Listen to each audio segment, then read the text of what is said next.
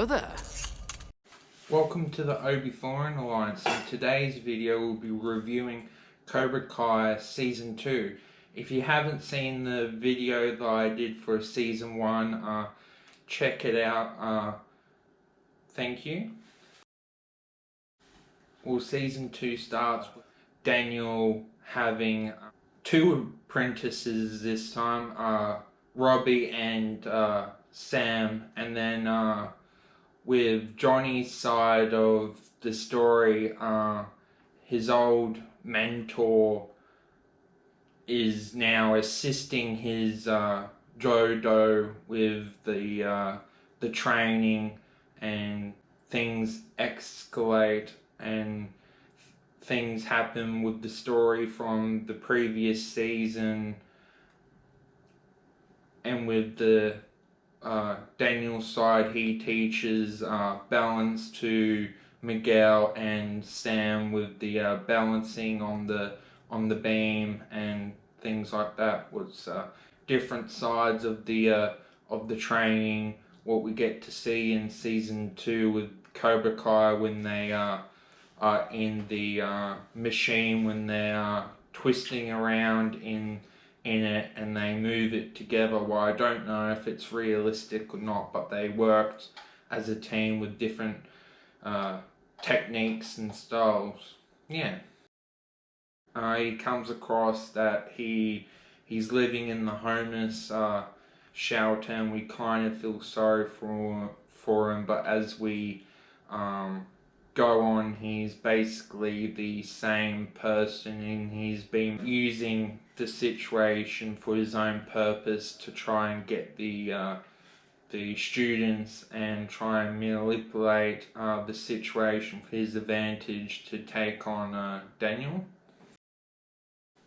Yeah, by the tournaments and Johnny realizes that you can be a badass but in a fair way, but his mentor Cree coming into the picture kind of changes the philosophy and the wisdom of the culture, and then Johnny kind of makes mistakes, and then how Season 2 ends, kind of the bubble effect kind of changes Johnny. We kind of feel sorry for what happened because he's a conflicted person that wants to change, and also you want Johnny and Daniel to get along because they do, and then they just don't know why they just don't get along for the story convenient.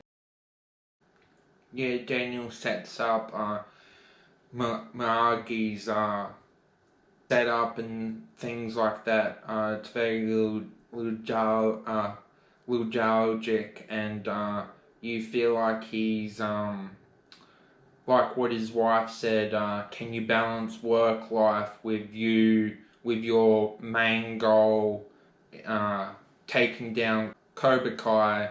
And unfortunately, throughout the story, with his coaching Rob and Sam, he teaches them balance on the balancing beam, but he can't juggle it himself because it's hard to own a business and also be a coach at the same time, because at the Miyagi studio, even though he only has 2 students, so he can spend more time with his students compared to at Cobra Kai, it seems like Johnny can balance more time because that's his job, but Daniel, he has 2 jobs, so it's an interesting dilemma there.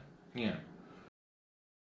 Hawkins Season 2, he's unlikable, and he's basically a bully, something that he joined karate to kind of get himself cool and kind of not be a nerd. And in Season 1 he barely even talks, and then he gets out his shell, like Johnny says, set out to change yourself, and then he does it in a bad way because he teases his own friend what's not really cool, and kind of don't like him as much, and but it's a character arc, and it's interesting to see what happens in season 3 with him.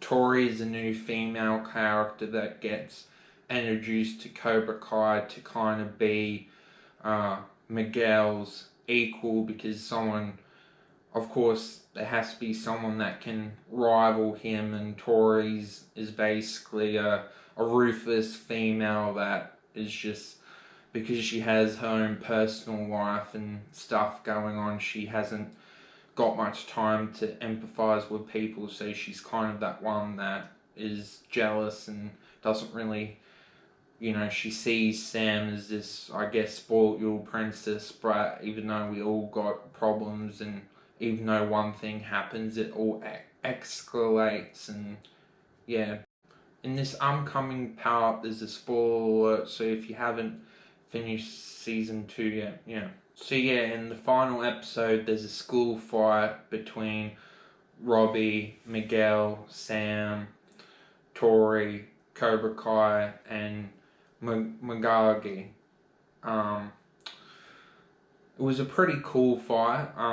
Don't know if that would really happen, but editing and all the choreography was pretty amazing. But don't know if Tori would really make it to where the teacher or principal was to the loud speaker like that. And what happens with Miguel, it was kind of unlucky for Robbie there, but it's a good setup for season 3 with everything. So don't truly buy it, but it was a cool scene, good action, and Miguel's sensei Johnny said to show mercy, and then he remembered that that was the motto of what Johnny said, and then it's the reverse, because Daniel was taught mercy by his sensei, and then Robbie didn't show mercy at that moment. That one mistake cost him for season 3, so it's the complete opposite. But we all make mistakes, but definitely do feel sorry for both characters in different ways. Basically, Johnny hates himself and think if he wasn't in Miguel's life, things would be better off. Don't know if that's true or not, but we don't know. And then he throws away his car keys and phone, and then at that precise moment, a Facebook request comes in, and it's the love interest from the movie, and then he walks off and leaves the car there. And also with Daniel, he feels regret as well, and Miguel's mother hates him, so it all leaves in a interesting dark place to kick off for season 3. All the students basically don't respect Johnny anymore, so Creed takes over, and basically what he set out to do was to get back Cobra Kai, and he succeeded, and basically got the lease. What I don't personally buy, he basically got the place and got it over Johnny, so we basically got to buy that. Final thoughts. Definitely, if you enjoyed season 1, I would highly recommending watching season 2, continuing the story. If you're an 80s nostalgic person, and if you enjoy the Karate Kid franchise, the verdict will be the same as the first one. First season, a 3.5. Like and subscribe. Thank you for watching. Hope you enjoyed the video. Look forward for the season 3 video. Bye bye.